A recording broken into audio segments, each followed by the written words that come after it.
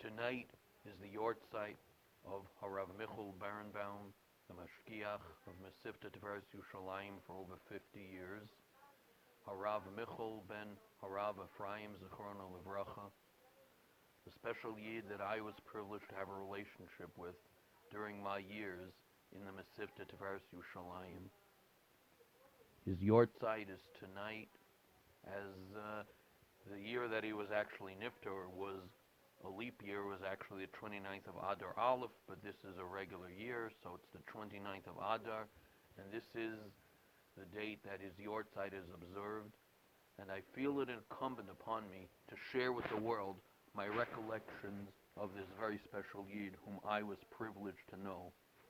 I was a bacher in Mesivta Tiferes Yerushalayim in the 1980s and in the early 1990s, and then again after the year 2000, I came back there for some time, this time married and in the kollel. One major difference was the mashgiach's absence, as I was there just 2 years before I started my current position. I had a very special relationship with Rav Michel. Being that he was around all day, I had many opportunities to talk and learning with Rav Michel, and sharing insights on the Gemara that I was learning at the time. This was a great experience for me to have access to his old world style command of Shas. Interestingly, whenever I would propose a svara, he very often would say something like, "It sounds good as a svara, but we have to look it up in the Shulchan Aruch to see if it really works out as emes to Torah, and see if it's really true."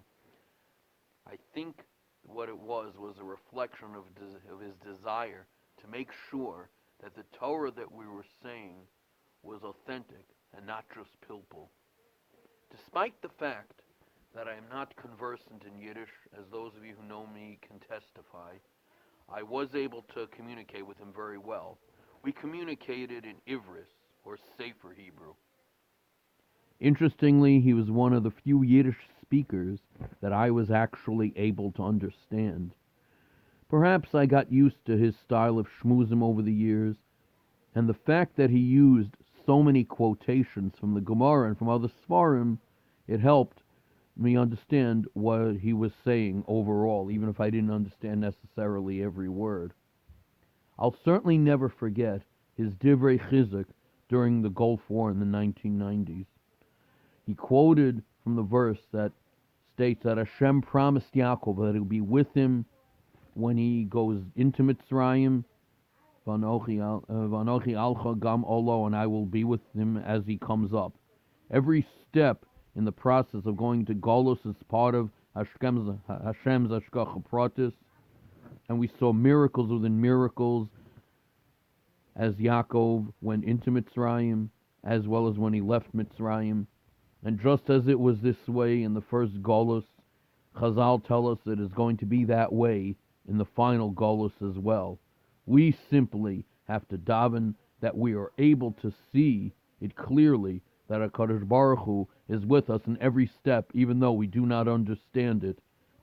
And in this way we will merit to be part of the final Geula. We all knew about the Mashgiach being a Talmud of the Mir Yeshiva, and I'm not talking about the Mir Yeshiva on Ocean Parkway, although it's a great institution of learning, and not about the Mir in Yerushalayim. I'm talking about the Mir in Europe, the original Mir Yeshiva. And the fact he was a Talmud of Rabbi Yerucham Levovitz, a Talmud of Rabbi Cheskel Levenstein, Zichronim Livracha, and certainly masters of the world of Musar, of the old world, and the yeshiva, all of our Litvish yeshivas today are modeled after these yeshivas in Europe.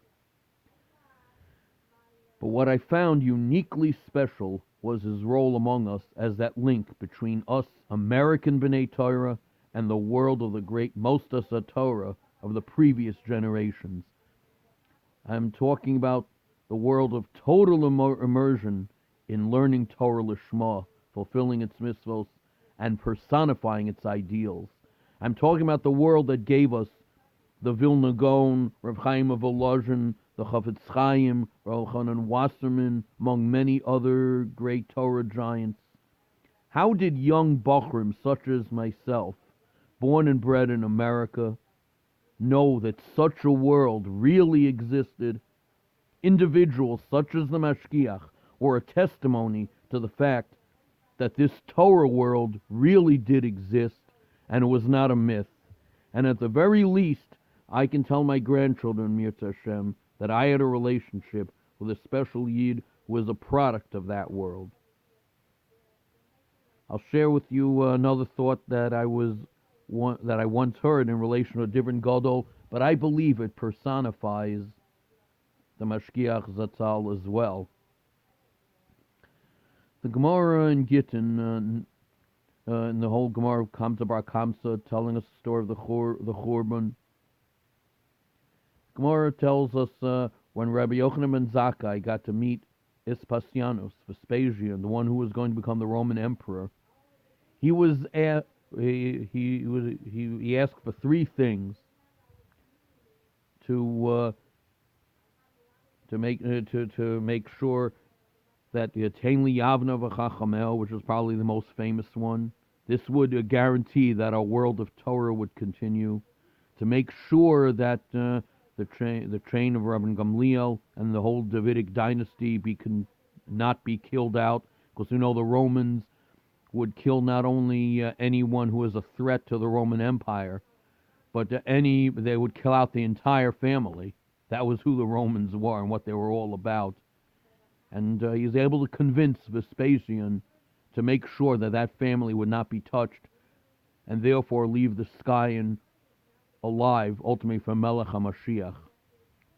But I want to focus on the third request, to heal Rabbi Tzadok. We understand readily the importance of making sure the Skayan of Mashiach stays. We understand Tein Liyavna v'Chachamea, because we know how Torah learning sustained Am Yisrael through all their centuries of Golus, that as long as they stayed loyal to the Torah, as long as they built yeshivas and continued to learn Torah, Am Yisrael survived no matter how hard life was all around them. It was the Torah that gave them their strength to survive. And the Torah is really the secret of our survival, as we know.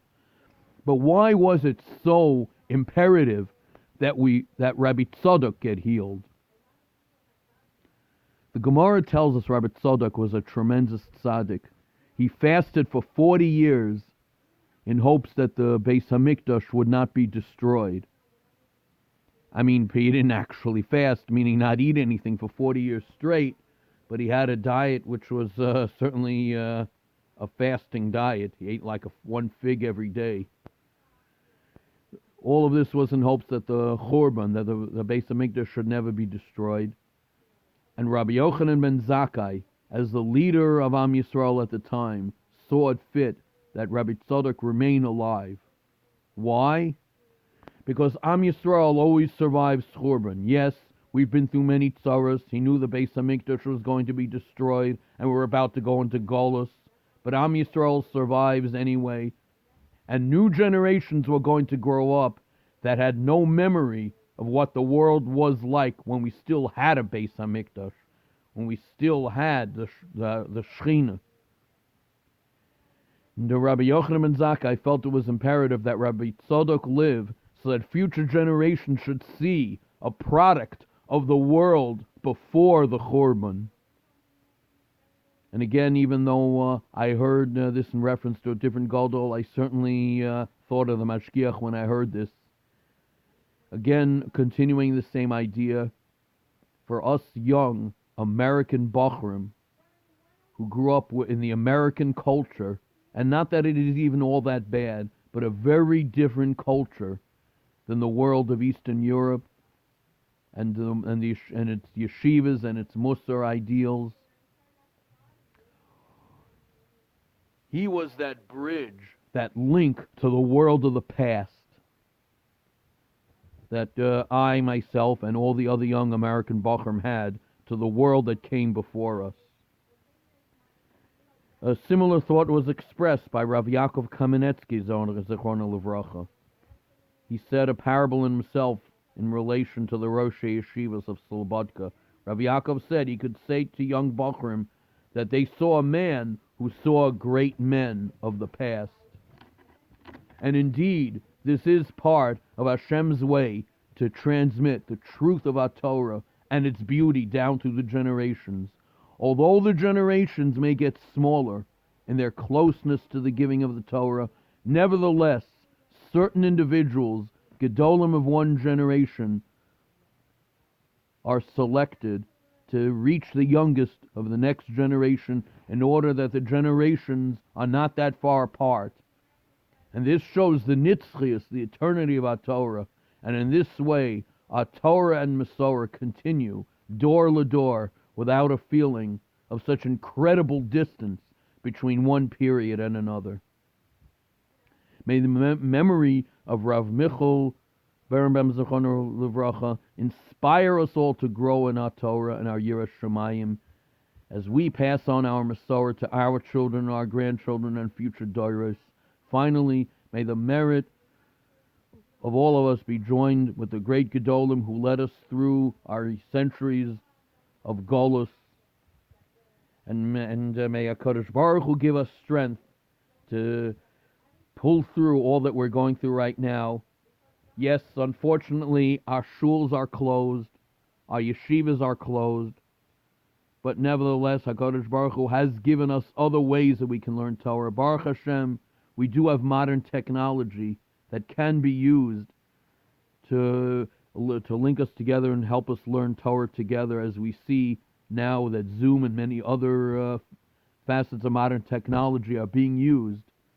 So we should be zocheh to use all these things for the greater good of Torah, and our merits of Torah learning should protect us all as we go through this very trying period that HaKadosh Baruch Hu has put us through. But we know that no matter what trial we go through, HaKadosh Baruch Hu does have a master plan. Let us hope that we have the emunah to bear through this trial we're going through, and may the merits of our Torah learning and our Dveikus to Hashem, even in this trying period, lead us all to experience the final Geula b'mheira v'yameinu.